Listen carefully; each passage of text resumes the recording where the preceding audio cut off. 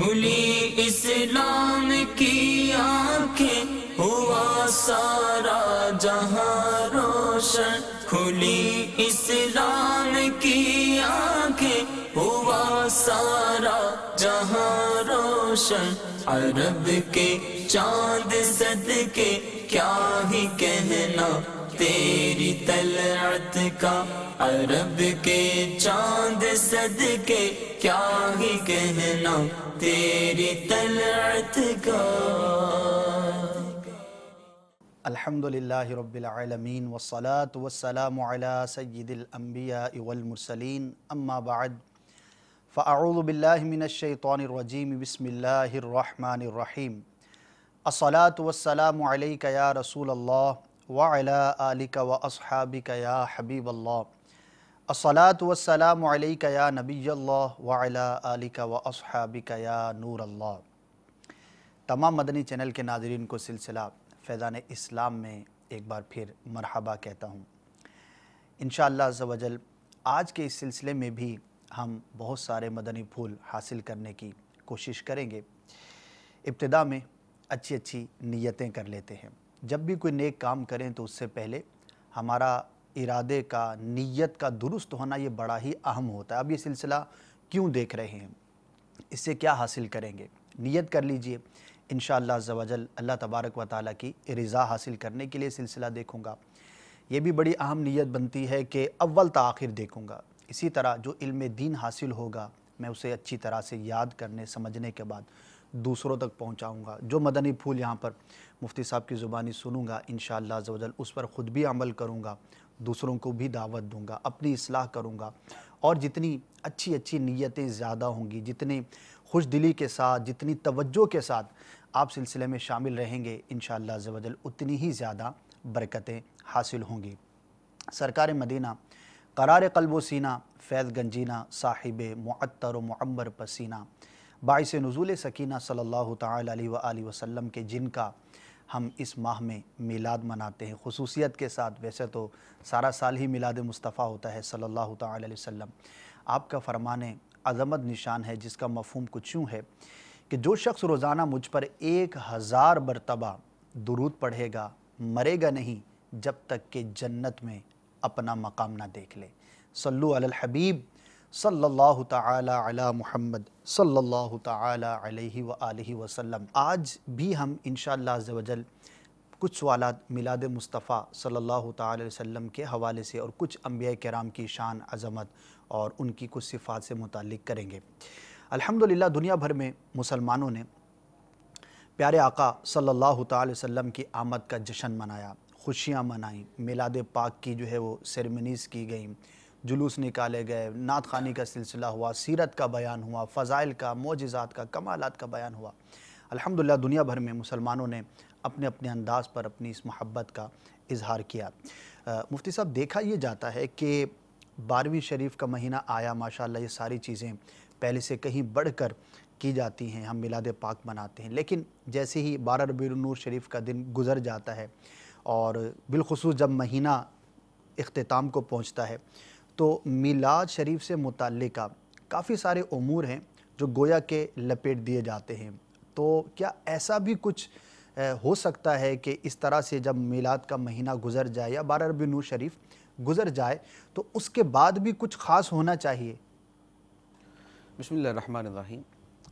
میلاد شریف جو ہے یہ نبی پاک صلی اللہ علیہ وآلہ وسلم کی یاد مبارک کو عروج تک پہنچانے کا ایک دن ہے، یعنی جو 12ویں شریف مناتے ہیں جی، اس کا بیسیکلی مقصد یہ ہوتا ہے کہ سرکار صلی اللہ علیہ وآلہ وسلم کی مبارک یاد جو پورا سال ہی مسلمانوں کے ایمان کا حصہ ہے اسے ان دنوں کے اندر اپنے عروج تک پہنچا دیا جائے۔ ٹھیک ہے، یہ نہیں ہوتا کہ صرف ایک دن کے اندر منحصر کر دیا جائے، منحصر کرنے کے لیے نہیں ہے بلکہ عروج تک پہنچانے کے لیے۔ جیسے مثال کے طور پہ شب قدر ہے، شب قدر کے اندر اللہ تبارک و تعالی نے قرآن پاک نازل فرمایا اور قرآن پاک کے اندر اس کو بطور خاص بیان بھی فرمایا۔ تو اب اس کا یہ مقصد نہیں ہے کہ سال کے اندر ایک دن قرآن پاک کی تلاوت کر لی جائے کہ شب قدر کے اندر چونکہ اللہ تعالیٰ نے قرآن نازل فرمایا، اس رات کی بڑی فضیلتیں بیان فرمائی، لہذا آج کی رات تو قرآن پاک کی تلاوت کر لی جائے اور بقیہ پورا سال چھٹی کر لی جائے۔ ایسا نہیں، وہ شب قدر کی فضیلت ایک یاد دہانی ہے، اور مسلمانوں کو پورا سال قرآن کی تلاوت کے لیے تیار کرنے کے لیے ایک قسم کا وہ دن اللہ تبارک و تعالیٰ نے دے دیا کہ اس کو سیلیبریٹ کیا جائے، منایا جائے، اور پھر اس کی یاد جو ہے وہ پورا سال چلتی رہے۔ اسی طرح میلاد مصطفیٰ صلی اللہ علیہ وآلہ وسلم منانا جو ہے وہ بھی یوں کہہ لیں کہ سرکار علیہ الصلوۃ والسلام کی محبت کے اظہار کا ایک بڑا عمدہ دن ہے کہ اس دن محبت کا اظہار کیا جاتا ہے، تو گویا یہ ایک قسم کا یوم عزم ہے، یوم نیت ہے۔ یوم نیت ہے کہ سرکار صلی اللہ علیہ وآلہ وسلم کی اتباع کریں گے، آپ کی محبت کے تقاضوں کو پورا کریں گے، اور جیسے اس دن پورا دن یاد کے اندر جو ہے وہ گزارا گیا، تو بقیہ پورا سال بھی اس یاد کو ہم قائم رکھیں گے۔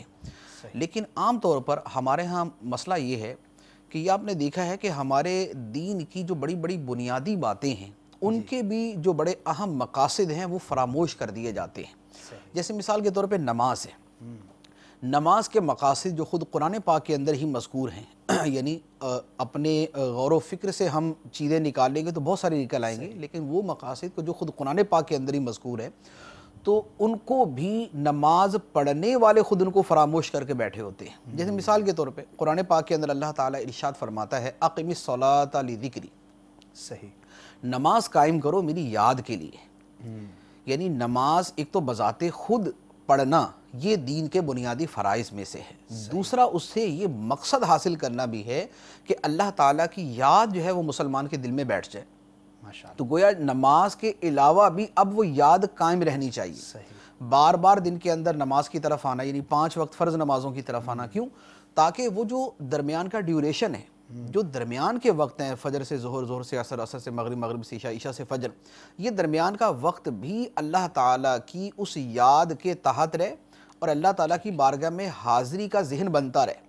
نماز میں جاتا ہے آدمی، اللہ تعالیٰ کی بارگاہ میں حاضر ہو جاتا ہے، 5 مرتبہ اس کو یہ کہا گیا کہ خدا کی بارگاہ میں حاضری دو، تاکہ اس کے ذہن میں حاضری کا تصور بیٹھ جائے کہ ایک دن وہ آئے گا کہ جس دن مجھے اپنے اعمال کا حساب دینے کے لیے بھی حاضر ہونا ہے۔ ابھی تو اللہ تعالیٰ سے ہم کلامی کے لیے، اللہ تعالیٰ کی عبادت اور بندگی کے لیے حاضر ہو رہا ہوں، لیکن یہ حاضری جو بار بار ہے یہ اس لیے ہے تاکہ وہ آخری حاضری جو ہے وہ آدمی کو یاد رہے۔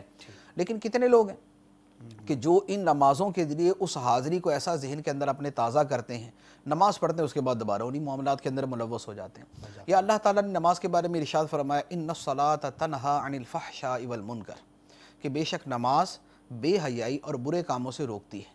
تو نماز کا ایک مقصد بیان کر دیا کہ نماز ایسی ہو کہ جو آدمی کو بے حیائی اور برے کاموں سے روک دے، اور وہ بھی اسی حاضری کے تصور کے ساتھ ہی ہوگی۔ لیکن کتنے لوگ ہیں کہ جو نماز پڑھتے ہیں اور بے حیائی اور برے کاموں سے روکتے ہیں۔ تو گویا نماز کے جو بنیادی مقاصد ہمارے سامنے آتے ہیں، نماز پڑھنے والے اس کو فراموش کر کے بیٹھے ہوتے ہیں۔ اچھا، اسی طرح روزے کو لے لیں، روزے کا مقصد تو اللہ تعالیٰ نے خود قرآن پاک کے اندر بیان فرما دیا۔ ارشاد فرمایا یا ایھا الذین آمنوا کتب علیکم الصیام کما کتب علی الذین من قبلکم لعلکم تتقون، اے ایمان والو تم پر روزے فرض کیے گئے جیسے تم سے پہلے لوگوں پر فرض کیے گئے تھے، لعلکم تتقون، تاکہ تمہیں تقوی نصیب ہو، تاکہ تمہیں پرہیزگاری نصیب ہو، تاکہ تمہارے دلوں کے اندر اللہ تعالیٰ کا ڈر پیدا ہو جائے۔ تو اب رمضان کا مہینہ اس لیے تھا کہ آدمی پرہیزگار بنے، اپنی خواہشات پر قابو پانے کی اسے قدرت حاصل ہو، اپنی خواہشات پہ اور اپنی جو ہے وہ من مانیوں کے اوپر وہ قابو پانے کا ملکہ حاصل کر لے۔ لیکن رمضان گزرتا ہے، ابھی عید کا دن شروع نہیں ہوتا، ابھی عید کی رات ہی ہوتی ہے، چاند رات، لیکن لوگ روزے کے جتنے پورے مہینے کے وہ یعنی اس سے جو حاصل وصول ہوتا ہے وہ سارے کا سارا سائیڈ میں کر کے جو اپنے کاموں کے اندر لگ جاتے ہیں۔ تو گویا روزے کا جو بنیادی مقصد لعلکم تتقون تھا، روزے تو رکھ لیے لیکن لعلکم تتقون جو ہے اس کو فراموش کر دیا۔ اسی طرح آپ زکوٰۃ کو لے لیں، زکوٰۃ کے بنیادی مقاصد میں سے کیا ہے؟ ایک تو یہ ہے کہ زکوٰۃ دینے سے آدمی کے ذہن میں یہ بات آ جائے کہ مال میں نے صرف اپنے ذاتی استعمال میں ہی نہیں لانا، بلکہ مجھے اس مال کو آخرت کا ذخیرہ بنانے کے اندر بھی استعمال کرنا ہے، مجھے غریبوں کی مدد بھی کرنی ہے، مجھے محتاجوں کی جو ہے وہ مدد بھی کرنی ہے۔ تو زکوٰۃ سالانہ ایک قسم کی وہ یاد دہانی ہے جو یہ ذہن پیدا کرنے کے لیے ہے، وَفِي أَمْوَالِهِمْ حَقٌّ مَعْلُومٌ لِلسَّائِلِ وَالْمَحْرُومِ، کہ لوگوں کے مال کے اندر ایک معلوم حق ہے سوال کرنے والے کے لیے اور محروم آدمی کے لیے۔ تو گویا صرف زکوٰۃ نہیں دینی تھی، ज़कात तो एक लाजमी जुज़ के तौर पे हमारे ऊपर लाजिम कर दी गई ताकि अल्लाह की राह में देने का ज़हन बने, गरीबों के साथ मोहब्बत, उनकी मदद करने का, मोहताजों की मदद करने का ज़हन बने। अच्छा, इसी तरह दूसरा मकसद था कि अपना माल जो है वो बिला इवज़, बिला दुनियावी नफ़ा, बिला किसी दुनियावी मनफ़ात के आदमी दे दे, देकर भूल जाए। गरीब को दिया, गरीब पे कोई एहसान नहीं, गरीब को दिया, अब उसको भूल जाए कि मैंने किसी को दिया। मालिक तो बना दिया। माल की मोहब्बत जो है वो दिल से निकले, तो गोया माल की मोहब्बत से दिल पाक हो जाएं और गरीबों की मदद करने का ज़हन बन जाए, ये ज़कात के मकासद में से है। लेकिन इस मकसद को कितना पूरा करने वाले हैं, यानी कितने लोग हैं कि जिनके दिलों के अंदर ये होता है कि हम पूरा सारी अल्लाह ताला की राह में देते रहेंगे और माल से मोहब्बत हमें नहीं करनी। तो इसी तरह हज को ले लें। हज के बुनियादी मकासद में से क्या है कि आदमी सफ़ेद रंग का लिबास पहन के अराफात के मैदान में चला जाता है, जैसे वो उसका लिबास क्या है, जैसे कफन है। सही। और उसका अराफात में हाज़िरी कैसे है, जैसे क़यामत के दिन खुदा की बारगाह में हाज़िरी होनी है। तो अल्लाह ताला की बारगाह में हाज़िरी का तसव्वुर और वो जो लिबास पहन के कफन का तसव्वुर, वो इसके अंदर एक बुनियादी कॉन्सेप्ट है हज करने के अंदर।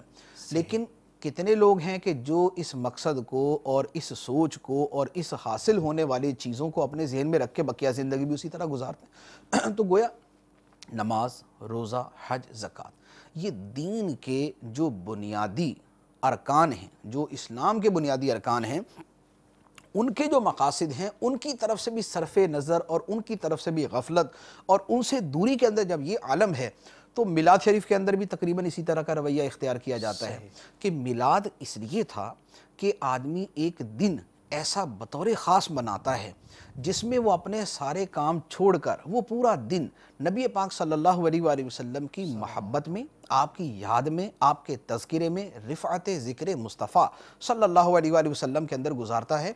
और गोया उस दिन वो सरकार की आमद पे जो जश्न मनाता है, वो उसमें वो इसका इजहार कर रहा होता है कि मैं आका करीम सल्लल्लाहु अलैहि वसल्लम को अल्लाह ताला की सबसे बड़ी नेमत समझता हूँ अपने लिए कि सरकार तशरीफ़ लाए, मेरे ऊपर कायनात की ये सबसे बड़ी नेमत थी अल्लाह तबारक व तआला की।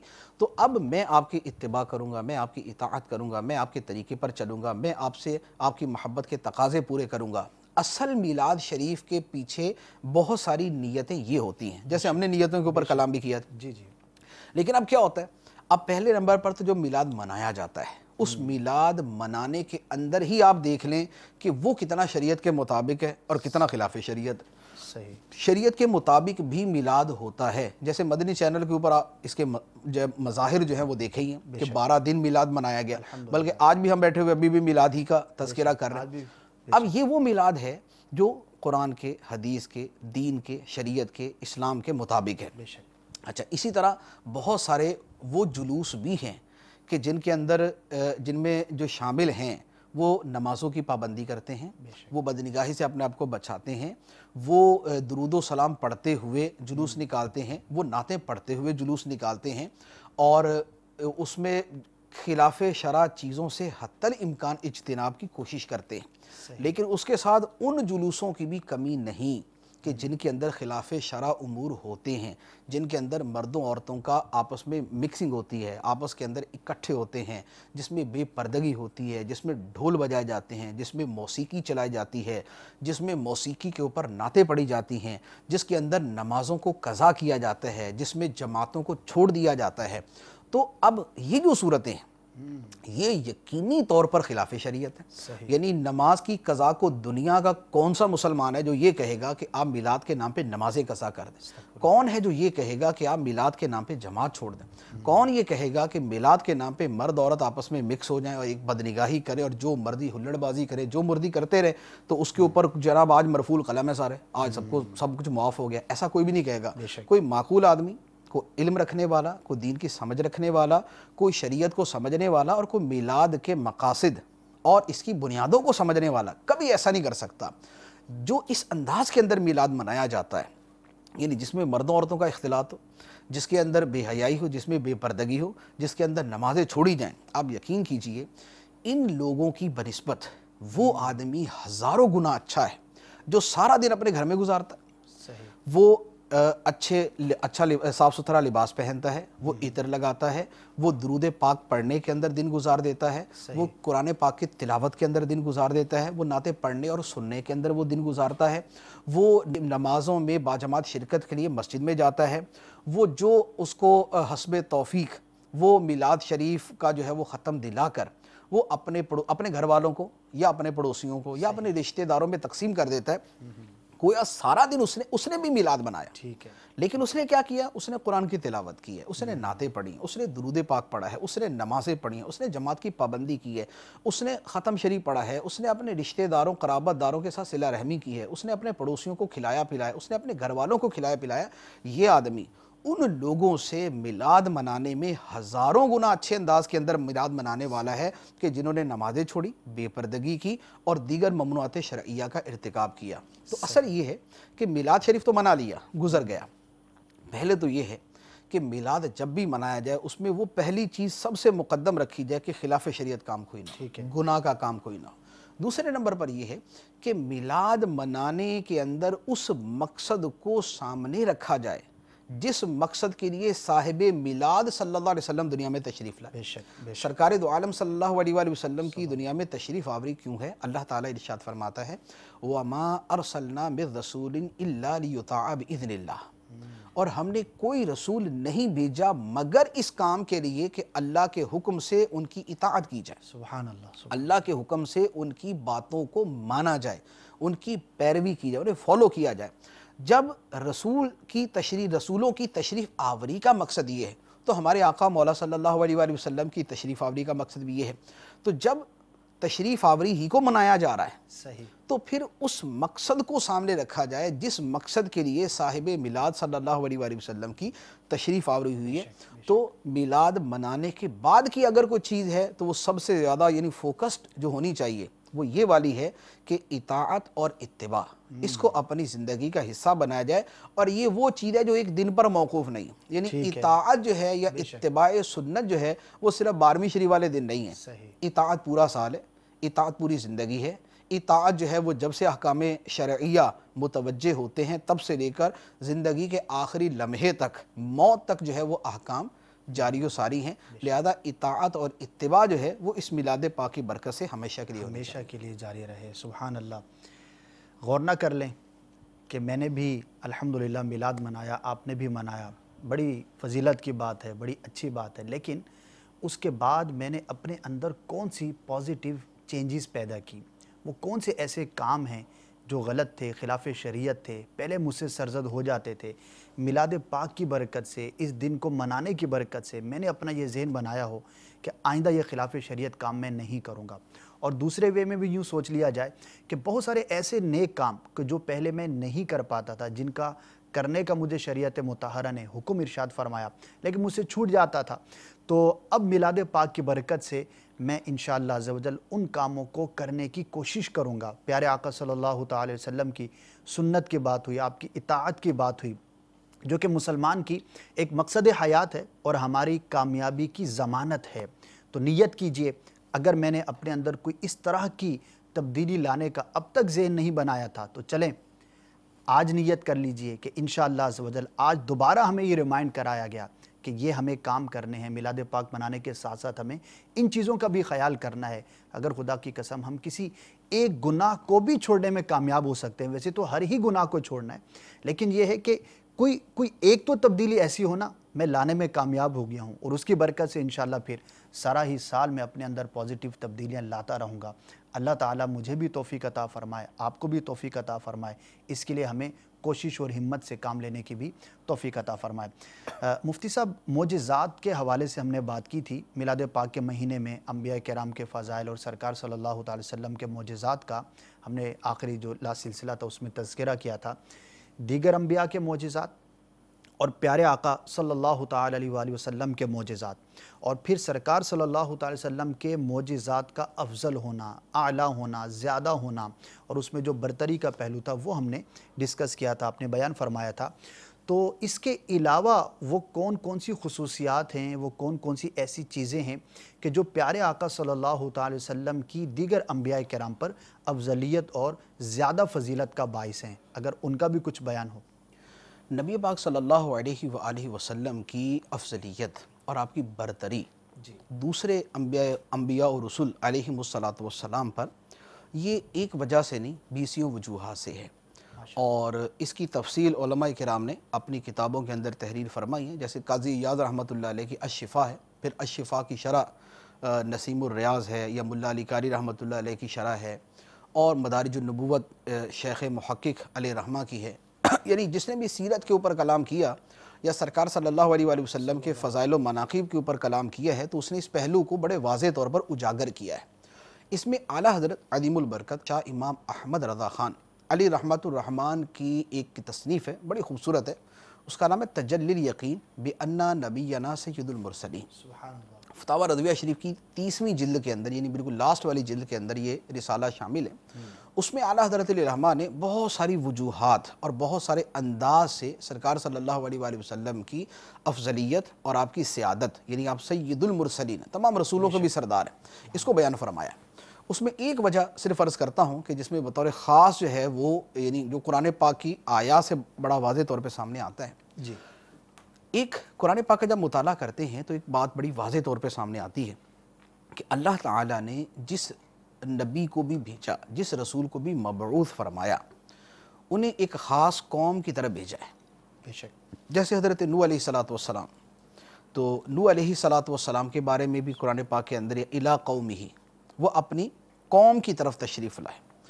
اسی طرح الی ثمود اخاہم صالحا، سمود کی طرف، قوم سمود کی طرف حضرت صالح علیہ الصلاۃ والسلام، وإلی عاد اخاہم ہودا، قوم عاد کی طرف حضرت ہود علیہ الصلاۃ والسلام تشریف لائے۔ صحیح۔ لوط علیہ السلام کے بارے میں فرمایا وَلُوطًا اِذْ قَالَ لِقَوْمِهِ، اور لوط کو یاد کرو جب انہوں نے اپنی قوم سے ارشاد فرمایا۔ موسیٰ علیہ السلام کے بارے میں قرآن پاک کے اندر ہے اِلَىٰ فِرْعَوْنَ وَمَلَئِهِ، کہ فرعون اور اس کے درباریوں کی طرف بھیجا، یعنی آپ بنی اسرائیل کی طرف مبعوث ہوئے، اور فرعون جو ہے وہ آپ کا مخاطب تھا، آپ کا مد مقابل تھا، جس کو آپ نے اسلام کی دعوت دی۔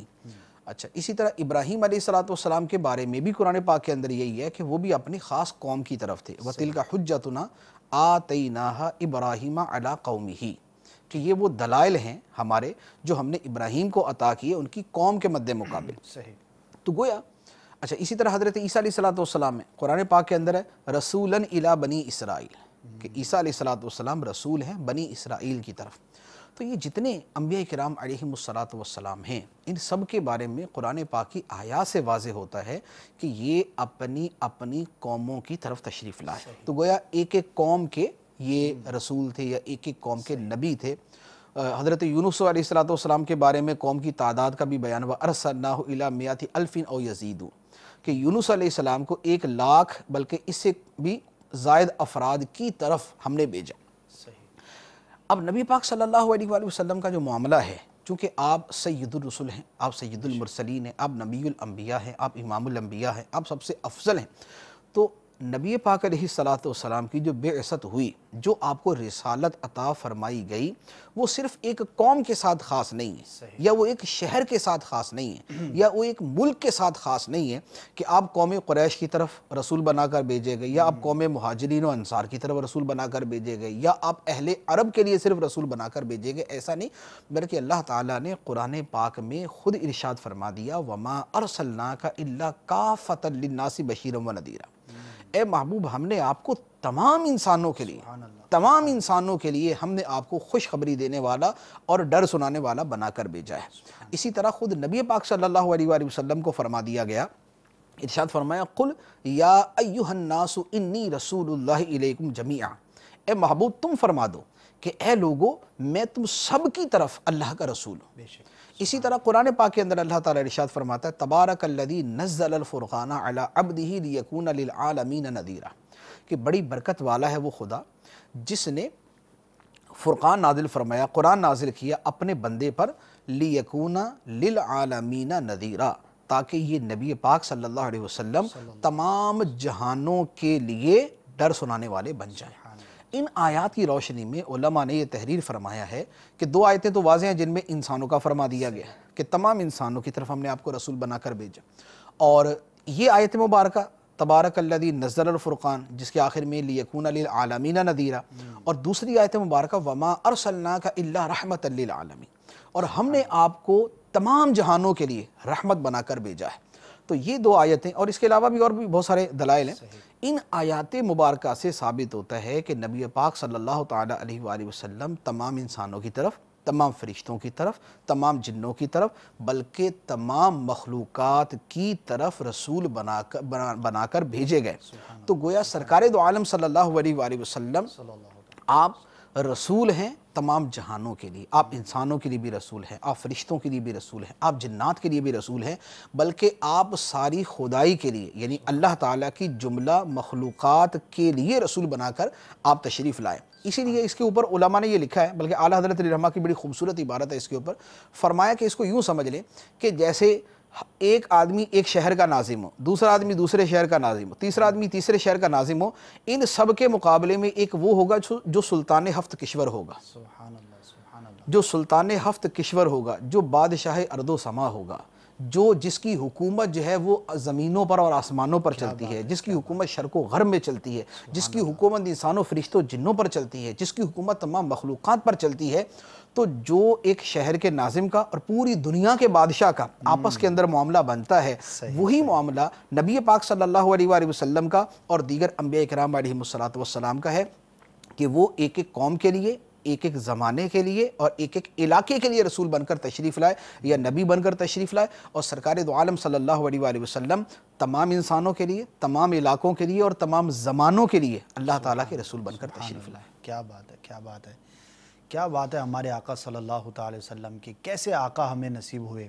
ہماری قسمت پر جتنا ناز کریں ہم اتنا ہی کم ہے۔ بات یہ ہے کہ اس نعمت عظمیٰ کا ہم کتنا شکر ادا کرتے ہیں۔ جب اتنی عظمت والے آقا ہمیں عطا ہوئے، اب اتنا ہی ہمیں ان کی اطاعت کر کے اللہ تبارک و تعالیٰ کا قرب حاصل کرنا ہے، اللہ تبارک و تعالیٰ کو راضی کرنے کی، راضی رکھنے کی کوشش کرنی ہے۔ تو اسی لیے سنت پر عمل کرنے کی اہمیت کو بیان کیا جاتا ہے، اور یہی دعوت اسلامی کا مدنی مقصد آپ نے دیکھا۔ جو بھی مدنی چینل کے ناظرین ہیں، صبح سے شام تک، شام سے صبح تک، جو بھی آپ سلسلے دیکھتے ہیں، اس میں آپ کو ایک بات کامن نظر آئے گی کہ ہمیں قرآن و سنت کے مطابق اپنی زندگی کو گزارنا ہے، ہمیں مدنی ماحول اپنانا ہے۔ کیوں؟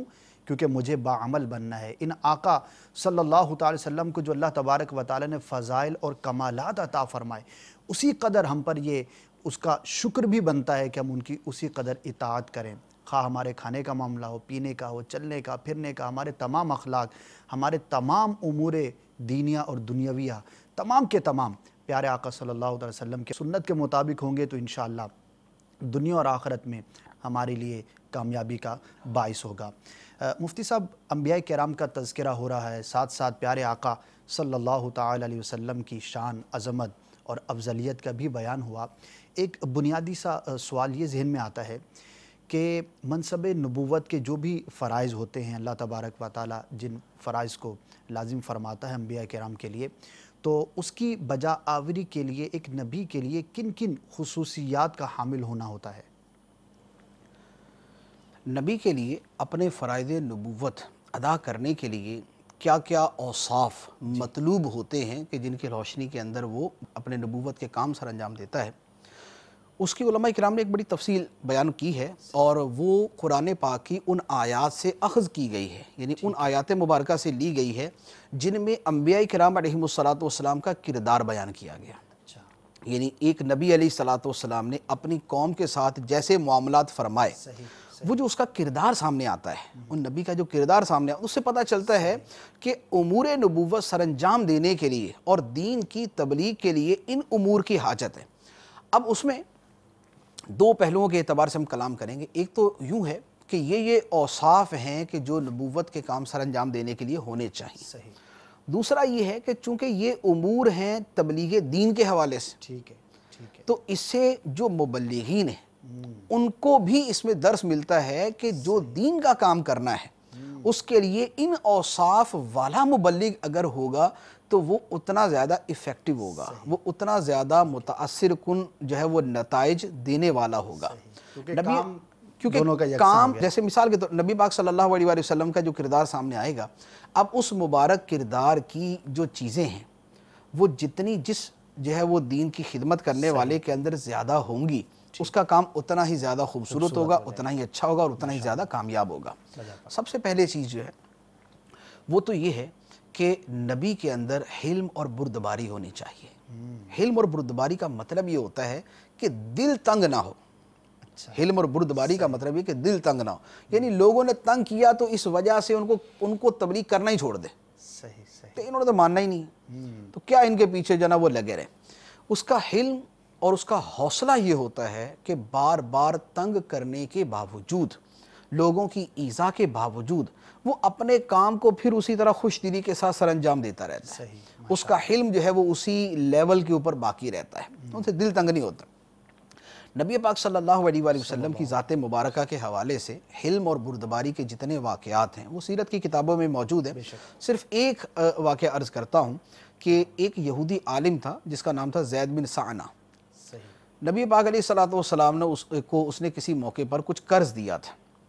سرکار علیہ السلام ایک مرتبہ تشریف فرماتے صحابہ کرام کے درمیان میں، تو وہ آیا اور آ کر کہنے لگا اے محمد میں نے جو تمہیں وہ قرض دیا تھا میرا واپس کرو. تو سرکار علیہ السلام نے فرمایا کہ ابھی تو وقت باقی ہے، یعنی ابھی جو ڈیٹ تھی واپسی کی تو وہ ابھی نہیں آئی.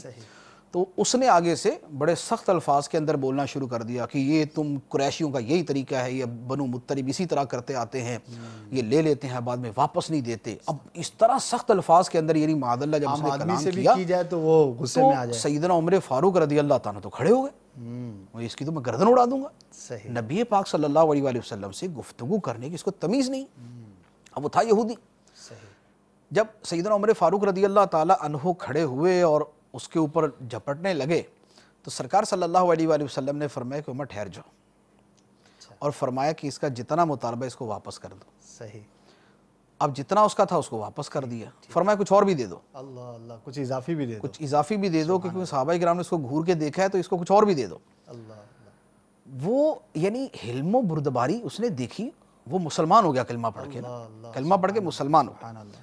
سیدنا عمر فاروق رضی اللہ تعالیٰ عنہ نے اس سے پوچھا کہ اے زید تم یہودی ہو لیکن عالم ہو، یہودیوں کے تم عالم ہو، تمہیں تو یہ رویہ نہیں اختیار کرنا چاہیے تھا. ایک عام آدمی کرتا، ایک عام آدمی جاہل آدمی ہوتا تو وہ اپنی جہالت اور اپنے بدوی پن کی وجہ سے یہ رویہ اختیار کر لیتا، لیکن تم تو پڑھے لکھے آدمی ہو، تم نے یہ انداز کیسے اختیار کر لیا.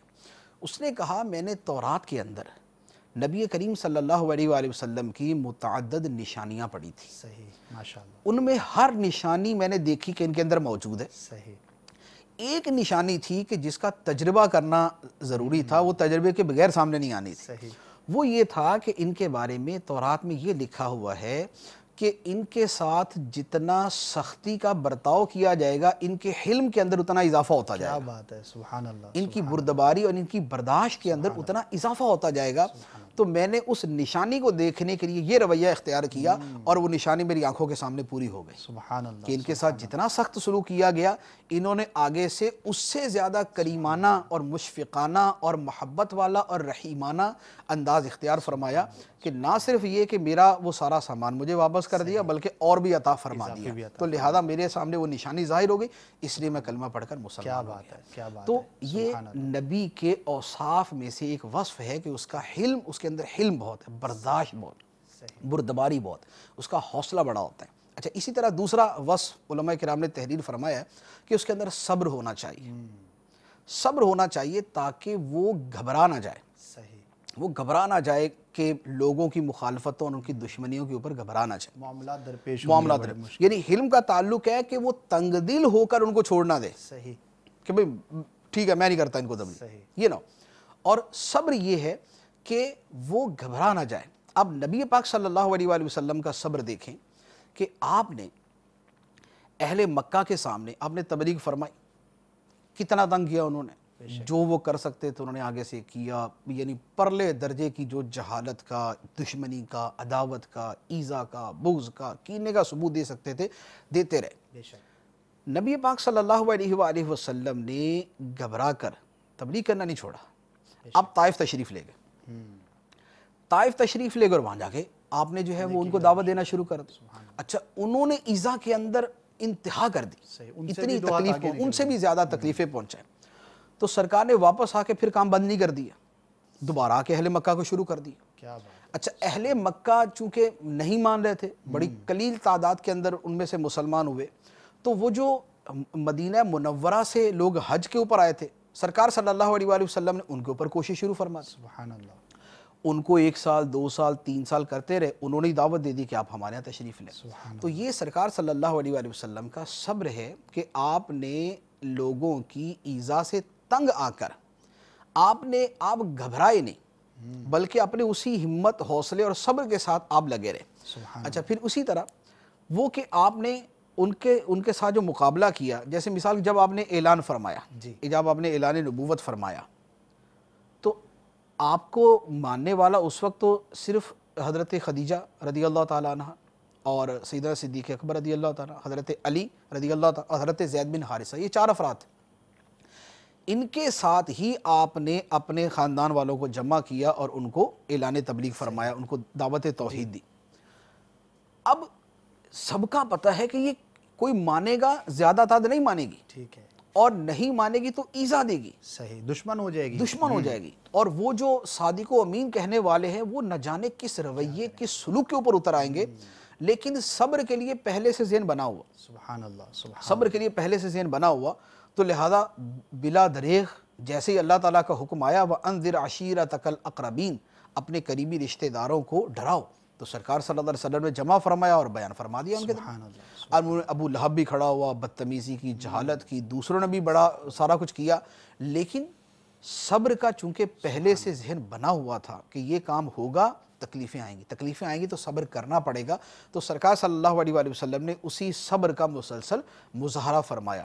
تو حلم اور صبر دونوں قریب قریب ہیں, ان دونوں کا ہونا جو ہے وہ امور نبوت سر انجام دینے کے لیے نہایت ضروری ہے. ماشاء اللہ. اور جیسا کہ مفتی صاحب نے فرمایا کہ سرکار صلی اللہ تعالی علیہ وآلہ وسلم کے ان سیرت کے پہلوؤں میں بالخصوص جو بھی نیکی کی دعوت دینے والا ہے, لوگوں کو اچھی بات بتانے والا ہے, کسی کو نیکی کے راہ پہ لانے والا ہے, اس کے لیے بھی اس کے اندر بہت زیادہ سیکھنے کی چیزیں ہیں.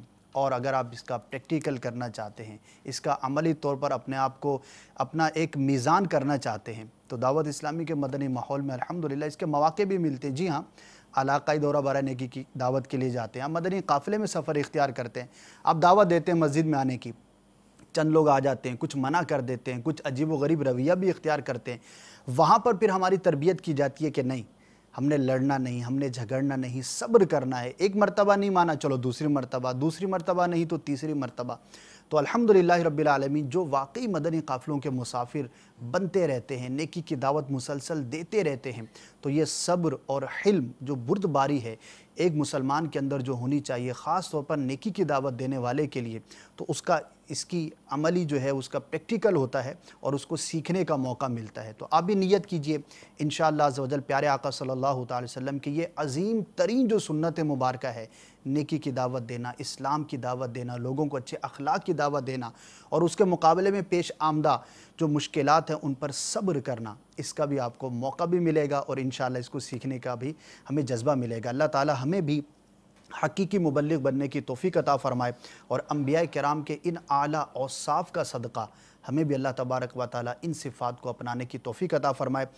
مزید بھی سوالات کریں گے انشاءاللہ مفتی صاحب سے, لیکن مجھے بتایا گیا ہے کہ کچھ کالز ہیں, تو آئیے ناظرین کو بھی شامل کرتے ہیں. کیا سوال کرنا چاہتے ہیں؟ جی سنائیے. السلام علیکم ورحمۃ اللہ وبرکاتہ. وعلیکم السلام ورحمۃ اللہ وبرکاتہ. میرا نام عبد المجید اتاری ہے, میں شاہ فضل کالونی عظیم پورہ سے بول رہا ہوں. میرا سوال یہ ہے حضور کہ دنیا میں رہ کر اور دنیا کے ساتھ رہتے ہوئے گوشہ نشینی کیسے حاصل کی جا سکتی ہے؟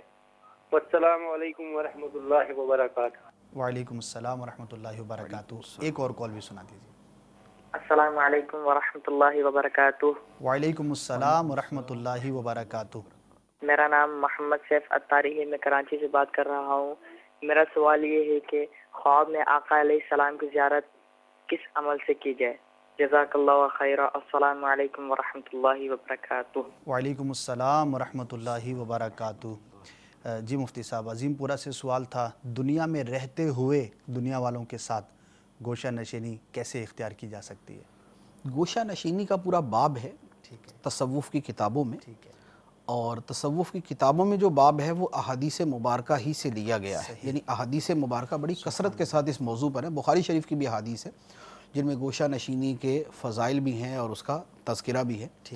اور تصوف کی کتابوں میں اس کا بیان ہے. امام غزالی رحمۃ اللہ علیہ نے احیاء العلوم میں بھی کی، میں سعادت کے اندر بھی گوشہ نشینی کے آداب اور آفات صحیح دونوں بیان کی کہ اس کے فوائد کیا ہیں اور اس کو کرنے کا طریقہ کیا ہے اور اس کے نقصانات کیا ہیں. وجہ یہ ہے کہ سب کے لیے فائدہ مند نہیں ہے. اچھا یعنی بعض اوقات یہ ہوتا ہے کہ ایک آدمی گوشہ نشینی ایک جاہل آدمی اگر گوشہ نشینی کرے گا تو شرعی مسائل جو سیکھنا ابھی اس پر ضروری ہیں وہ ان سے دور ہو جائے گا. ان سے دور ہو جائے گا تو وہ گناہ کے اندر پڑتا رہے گا، خلاف شرع طریقے سے گوشہ نشینی کرے گا.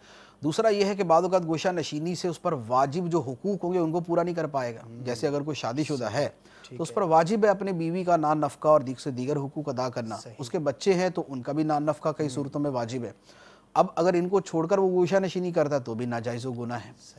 اچھا پھر تیسرا یہ ہے کہ گوشہ نشینی کرنے کا آج کل ذہن جو ہے نا وہ 2 دن 3 دن کے لیے تو بنتا ہے، اس کے بعد بندہ دوبارہ گھر ہی واپس آ جاتا ہے، کیونکہ ہے بڑا مشکل کام، تنہا رہنا، لوگوں سے گفتگو نہ کرنا. تو اس لیے آج کے زمانے میں جو گوشہ نشینی ہے وہ یہ ہے کہ آدمی گناہوں سے اور فضولیات سے، اچھا گناہ کی طرف لے جانے والے اور فضول کی طرف لے جانے والے دوستوں اور کاموں سے اپنے آپ کو روک لے.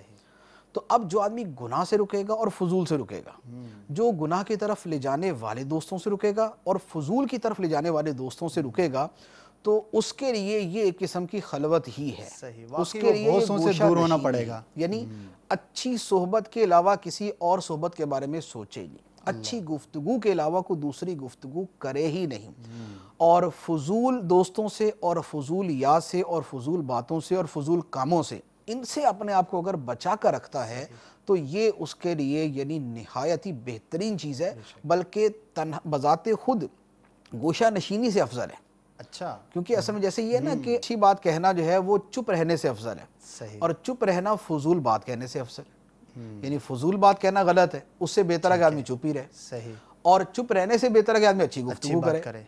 ٹھیک ہے نا. اسی طریقے سے یہ خلوت کا معاملہ ہے کہ گناہوں میں پڑنے سے اور فضولیات میں پڑنے سے بہتر ہے کہ آدمی گوشہ نشینی اختیار کرے، اور گوشہ نشینی اختیار کرنے سے بہتر ہے کہ آدمی نیکی کے اور اچھے کاموں کے اندر اپنے آپ کو زیادہ مصروف رکھے.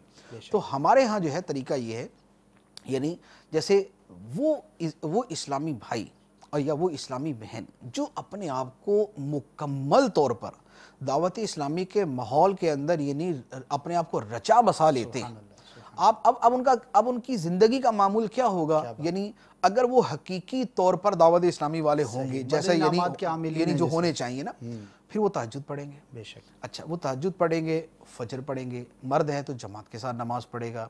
اس کے بعد وہ مسجد کے اندر جائے وہ اپنا ذکر و اذکار اور حلقے کے اندر شرکت کرے گا، وہ اشراق و چاشت پڑھے گا، وہ اس کے حلال کے لیے جائے گا، اور جو شریعت کے احکام ہیں، اجیر کے 50 شرعی احکام یا کاروبار کرنے کے جو شرعی احکام ہیں ان کے مطابق عمل کرے گا.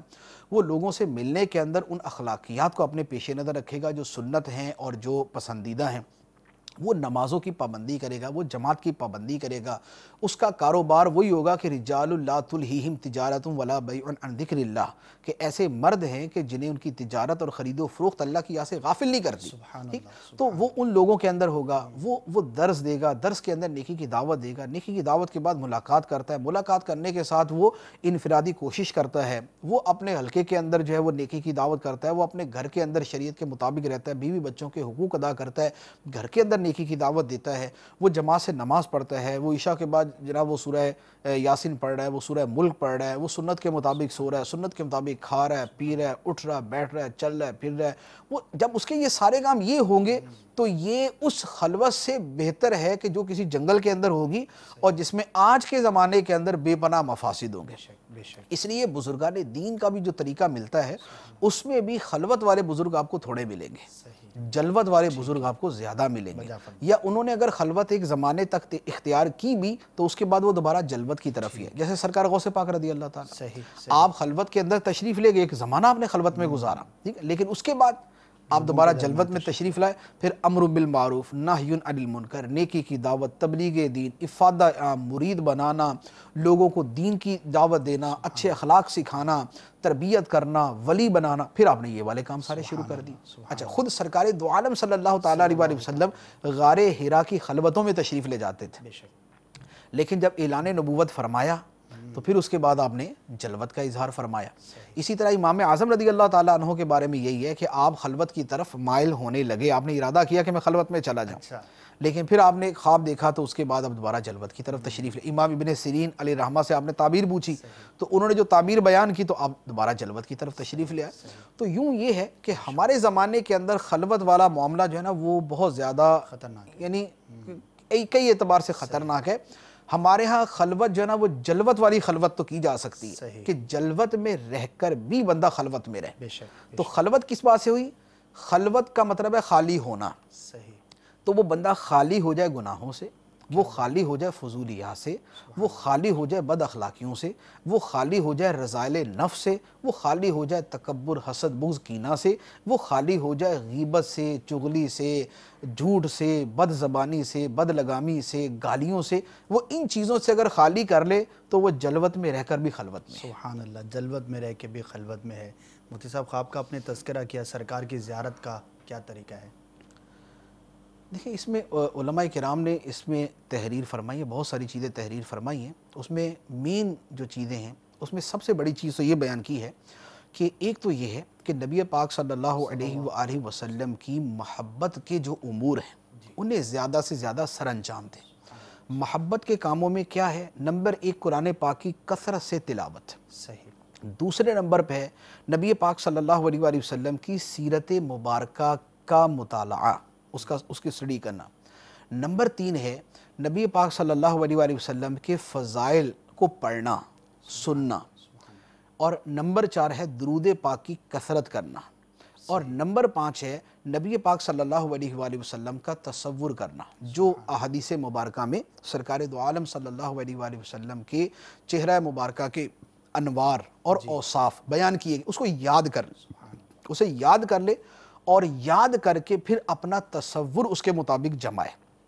اب اس تصور کو جمانے کے ساتھ وہ درود پاک پڑھے، وہ فضائل پڑھے، وہ سیرت طیبہ کا مطالعہ کرے، اور اس کے ساتھ چھٹی چیز بیان کی ہے کہ سنت مبارکہ کی اتباع، یعنی بکثرت اپنے آپ کو سنتوں کی طرف مائل رکھے، اپنے کھانے میں، پینے میں، اٹھنے میں، بیٹھنے میں، چلنے میں، پھرنے میں، ہر شے کے اندر سنت کو اپنے لیے لازم سمجھ رہے۔ یہ جو چیزیں ہیں ساری کی ساری، اگر ان کو وہ مستقل بار بار کرتا ہے تو اس پر امید ہے کہ سرکار دو عالم صلی اللہ علیہ وآلہ وسلم کا کرم ہوگا اور اسے زیارت نصیب ہوگی۔ سبحان اللہ، ماشاء اللہ۔ مفتی صاحب کالز کے جوابات ہو گئے، کچھ آپ کے پاس ایس ایم ایس بھی ہیں، اگر ان میں سے کچھ کے جوابات آپ عطا فرما دیں۔ میسیجز کے اندر جو ہے ایک تو یہی میسیج ہے جو ابھی جس کا جواب دیا کہ پیارے آقا صلی اللہ علیہ وآلہ وسلم کی زیارت کا بہت شوق ہے، لیکن زیارت کیسے ہو، تو اس کا طریقہ اس کا میں نے وہ عرض کر دیا۔ اور سرکار صلی اللہ علیہ وآلہ وسلم کی زیارت کا شوق جو ہے یہ ہونا چاہیے، یعنی یہ مسلمان کے ایمان کے تقاضوں میں سے ہے۔ سرکار صلی اللہ علیہ وآلہ وسلم نے خود ارشاد فرمایا کہ صحابہ کرام سے فرمایا کہ تمہارے بعد ایسے لوگ آئیں گے کہ جو یہ تمنا کریں گے کہ کاش ان کے جان و مال جو ہے وہ سارے کے سارے وہ قربان ہو جائیں اور سرکار صلی اللہ علیہ وآلہ وسلم کو ایک مرتبہ دیکھنا نصیب ہو جائے، یعنی ایک مرتبہ زیارت کی خاطر وہ اپنی جانیں، اپنے مال اور اپنی اولاد کو قربان کرنے کے لیے وہ تیار ہو جائیں گے۔ اچھا، ربیع الاول میں روزہ رکھنے کی کوئی فضیلت ہے؟ ربیع الاول کے مہینے کے اعتبار سے بطور خاص یہ کہنا کہ ربیع الاول میں روزے کی یہ فضیلت ہے وہ تو کسی حدیث میں نہیں ہے، البتہ پیر شریف کا روزہ رکھنا یہ نبی پاک صلی اللہ علیہ وآلہ وسلم کی سنت ہے، اور اس پیر کے روزے کی وجہ خود نبی پاک علیہ الصلوۃ والسلام نے یہی ارشاد فرمائی کہ اس دن میں پیدا ہوا اور اسی دن میرے پاس پہلی وحی آئی۔ سبحان اللہ۔ تو سرکار علیہ الصلوۃ والسلام نے اپنے یوم ولادت کا روزہ ایک مرتبہ نہیں رکھا، ہر پیر کو رکھا کرتے تھے۔ تو اگر یہ پوری مدنی زندگی کی بات ہے تو یہ تقریباً جو ہے وہ کوئی 500 مرتبہ جو ہے یہ روزہ رکھنا جو ہے یہ ثابت ہوگا، کیونکہ ایک سال کے اندر 50 جمعے تو ہوتے ہی ہیں، اور 10 سال اگر روزے رکھے ہیں تو 500 روزے سرکار علیہ الصلوۃ والسلام نے، اب جو عمل سرکار نے 500 مرتبہ کیا اگر وہ سنت نہیں ہے تو پھر سنت کون سا عمل ہوگا؟ تو ربیع الاول کے اندر اب اس طور پہ روزہ کوئی رکھ سکتا ہے کہ سرکار علیہ الصلوۃ والسلام نے اپنی ولادت مبارکہ کے شکرانے میں روزہ رکھا، تو اب سرکار علیہ الصلوۃ والسلام کی اس سنت کی ادائیگی کے لیے میں روزہ رکھتا ہوں۔ کون سا درود پاک افضل ہے؟ درود ابراہیمی سب سے افضل ہے، لیکن اس کے ساتھ عرض یہ ہے کہ بیسیکلی ہوتا یہ ہے کہ بعض اوقات یہ بھی ہے کہ جس درود کے ساتھ قلبی تعلق اور توجہ زیادہ ہے وہ اتنا زیادہ فضیلت والا بن جاتا ہے. یعنی گویا ایک ہو گیا کہ با اعتبار سیغہ ٹھیک ہے کون سا افضل ہے، با اعتبار سیغہ درود ابراہیمی سب سے افضل، لیکن پڑھنے والے کو بعض اوقات کسی اور خارجی وجوہ سے اس کے حق میں کوئی دوسرا افضل ہو جاتا ہے. یعنی جو اس کو زیادہ، اس کے دل میں جو محبت زیادہ کر دے، اس کے دل کے اندر جو شوق زیادہ بڑھا دے، تو اس کے لیے اس پہلو یعنی جزوی فضیلت کے اعتبار سے اس کے لیے دوسرا افضل ہو جائے گا. تو یہ ہے کہ ہوتا یہ ہے عام طور پہ جو چھوٹے سیغے ہوتے ہیں درود کے، وہ پڑھنے میں آسانی ہوتی ہے، آدمی ذرا جلدی پڑھ لیتا ہے، ذوق شوق سے پڑھ لیتا ہے، تو اس میں ذرا زیادہ ایک توجہ بن جاتی ہے. تو اس لیے جس کو جو پسند ہے وہ پڑھے، درود ابراہیمی اول آخر ایک مرتبہ پڑھ لے، یا اگر کوئی اس کا تسبیح کر سکتا ہے تو وہ کر لے، ورنہ یہ ہے کہ جس کو جو آسانی. الصلاۃ والسلام علیک یا رسول اللہ وعلی آلک وصحبک یا حبیب اللہ صلی اللہ علی محمد صلی اللہ علی النبی الامی وآلہ صلی اللہ علیہ وسلم صلاۃ و سلام علیک یا رسول اللہ. اور اس طرح کے کثیر درود ہیں، تو جس کو جو پسند ہے وہ پڑھے. بلکہ یہ اردو درود پاک ضروری نہیں کہ عربی کے اندر ہی پڑھا جائے، اردو کے اندر بھی پڑھا جا سکتا ہے. اب اردو کے اندر جیسے اعلیٰ حضرت علی رحمہ کے درود ہے، مصطفیٰ جان رحمت پہ لاکھوں سلام، شمع بزم ہدایت پہ لاکھوں سلام، بیانی ہی درود پڑھنا ہی کہلائے گا. بیانی ہی درود ہی ہے. کعبہ کے بدر الدجا تم پہ کروڑوں درود، طیبہ کے شمس الضحیٰ تم پہ کروڑوں درود. تو یہ سارے درود ہی ہیں. جب یہ سارے درود ہیں تو اب کسی کو اردو کے اندر زیادہ ذوق آتا ہے تو اس کے اعتبار سے پڑھنا شروع کرنا. سبحان اللہ. نو مولود کے کان کے اندر بغیر داڑھی والا اذان دے سکتا ہے؟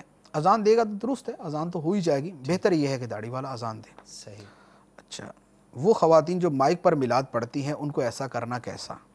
مائک پر مطلقاً پڑھنا تو منع نہیں ہے، اصل تو یہ ہے کہ غیر مردوں تک آواز جائے. یعنی اگر کسی بند ہال کے اندر ہے، مائک چلانے والا جو ہے یا تو اس پڑھنے والی کا محرم ہے، یا یہ ہے کہ وہ بھی عورتیں ہی ہیں، تو اب اگر کسی ہال کے اندر اگر مائک لگا ہوا اور وہ آواز باہر نہیں جا رہی، صرف عورتوں تک محدود ہے تو اس میں حرج نہیں ہے. ہاں غیروں تک آواز جاتی ہے تو پھر وہ شرعاً درست نہیں ہے. اس میں جو ترنم والی آواز ہے، یعنی نعت کی ہے، تلاوت کی ہے، وہ آواز غیروں تک جانا جو ہے وہ شرعاً ناجائز ہے. ٹھیک ہے.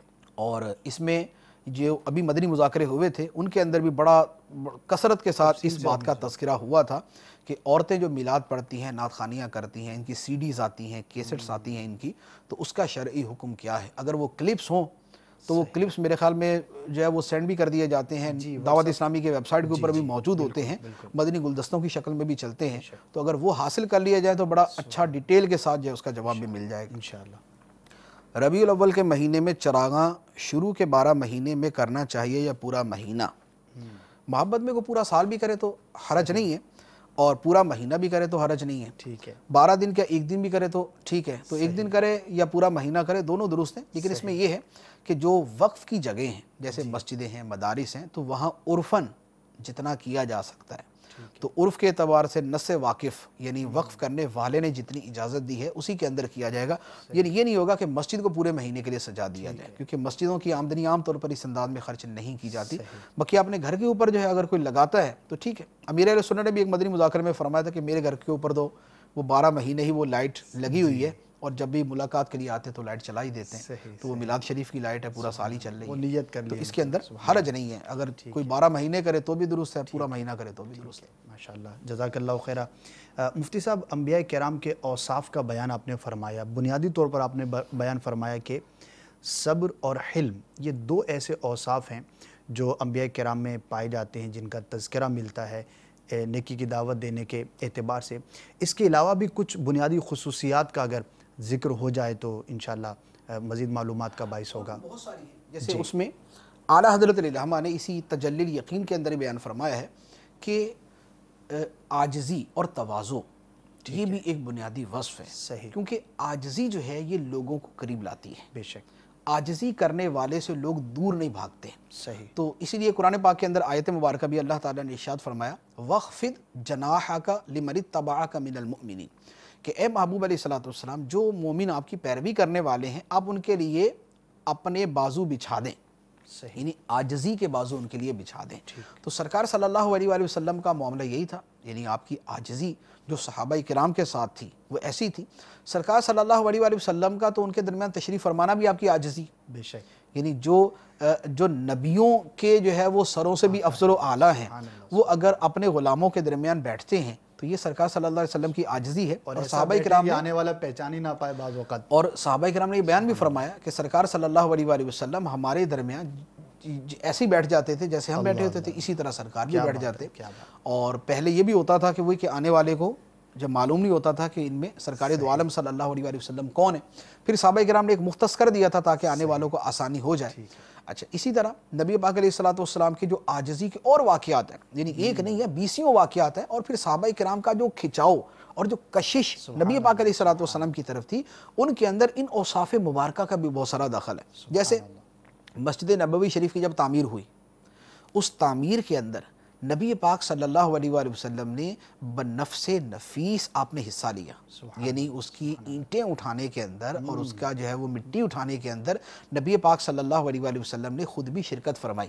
حالانکہ صحابہ کرام عرض کر رہے تھے کہ یا رسول اللہ ہم غلام حاضر ہیں، ہم حاضر ہیں، ہم یہ کریں گے، لیکن نبی پاک صلی اللہ علیہ وآلہ وسلم اس تعمیر کے اندر شامل ہیں۔ اسی طرح جب خندق کھودی گئی، خندق کھودنے کے اندر نبی پاک صلی اللہ علیہ وآلہ وسلم دیگر صحابہ کرام سے زیادہ کام کر رہے تھے، آپ نے دیگر سے زیادہ کام فرمایا۔ اسی طرح ایک سفر کے اندر جو ہے وہ واقعہ ملتا ہے کہ ایک سفر کے اندر کسی جگہ قیام ہوا تو صحابہ کرام نے کہا کھانے کا انتظام کرتے ہیں، تو سب نے اپنے اپنے ذمہ کام لے لیے، تو سرکار نے فرمایا کہ پھر جنگل سے لکڑیاں میں لے آتا ہوں۔ تو صحابہ کرام نے عرض کی یا رسول اللہ ہمارے ہوتے ہوئے آپ لکڑیاں لے کے آئیں گے؟ تو فرمایا کہ مجھے بھی ثواب کی ضرورت ہے، مجھے بھی ثواب چاہیے۔ تو یہ سرکار علیہ السلام کی عاجزی۔ اچھا، اسی طرح جب سرکار علیہ السلام نے مکہ مکرمہ آپ نے فتح فرمایا تو اب آپ کے ساتھ 10,000 کا لشکر موجود ہے، اور سامنے آپ کو ستانے والے، تنگ کرنے والے ہیں۔ نبی پاک علیہ السلام اونٹنی پر تشریف فرمائے، مکہ مکرمہ میں داخل ہو رہے ہیں، لیکن داخلے کے وقت آپ کا انداز وہ نہیں ہے جو عام طور پر فاتحین کا ہوتا ہے کہ وہ اکڑ کے بیٹھتے ہیں، وہ سر اٹھا کر جو ہے نا وہ چل رہے ہوتے ہیں، وہ گھور کر لوگوں کو دیکھ رہے ہوتے ہیں، لوگ ان سے ڈر رہے، کانپ رہے، ایسا نہیں۔ نبی پاک صلی اللہ علیہ وآلہ وسلم نے امامہ مبارک سر اقدس پر پہنا ہوا ہے، اونٹنی پر تشریف فرما، اور عاجزی کے ساتھ اپنا سر اقدس اتنا جھکایا ہوا ہے کہ سر اقدس اونٹنی کے کوہان کے ساتھ مس ہو رہا ہے، کیونکہ اس میں وہ فاتحانہ انداز نہیں ہے، اس میں عاجزی والا انداز۔ کیوں؟ اس لیے کہ یہ اللہ کے مقدس شہر کے اندر یہ جا رہے ہیں، یہ اللہ تعالیٰ کے گھر کی طرف جانا ہے، اور سرکار دو عالم صلی اللہ علیہ وآلہ وسلم کا جانا ہے، تو دنیا والوں کے لیے ایک مثال قائم کر دی کہ فتح کے بعد بھی فتح کا نشہ اور غرور نہیں ہونا چاہیے، اللہ کی بارگاہ میں عاجزی ہونی چاہیے۔ تو نبی پاک علیہ السلام کا یہ عاجزی کا وہ مقام اور وہ جگہ